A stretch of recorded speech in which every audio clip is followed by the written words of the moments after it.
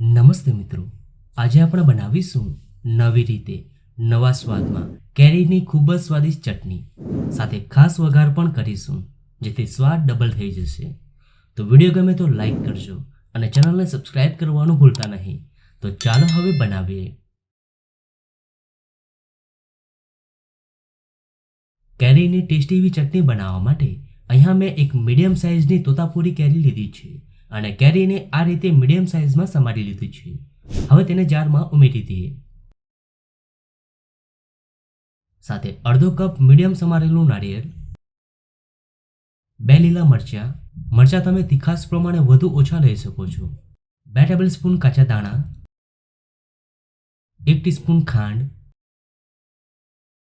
થોડી કોથમીર અને સ્વાદ પ્રમાણે મીઠું. હવે બધી જ સામગ્રીઓને અધકચરી પીસી લઈએ. તો ચટણીને આપણે અધકચરી પીસી લીધી છે. હવે તેને એક બાઉલમાં કાઢી લઈએ. હવે ચટણીને વધુ ટેસ્ટી બનાવવા માટે તેમાં આપણે વઘાર ઉમેરીશું. તો અહીંયા મેં 2 ટીસ્પૂન તેલને ગરમ કરી લઈ લીધું છે. હવે તેમાં ઉમેરીશું 1/4 ટીસ્પૂન રાઈ, 1/4 ટીસ્પૂન જીરું અને થોડા મીઠા લીમડાના પાન.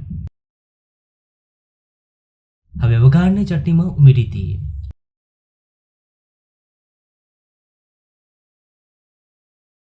અને હવે મિક્સ કરી દઈએ. એકવાર તમે આ રીતે કેરીની ચટણી બનાવજો, ખૂબ જ સ્વાદિષ્ટ લાગે છે. તો ચટણી તૈયાર છે. હવે તેને સર્વ કરી લઈએ. તો કેરીની હેલ્ધી અને ટેસ્ટી સ્વાદિષ્ટ ચટણી બનીને તૈયાર છે. ખૂબ જ સરસ ચટણી બની છે. તો તમને આ ચટણીની રેસીપી કેવી લાગી? જો રેસીપી ગમી હોય તો વિડીયોને લાઈક અને શેર કરજો.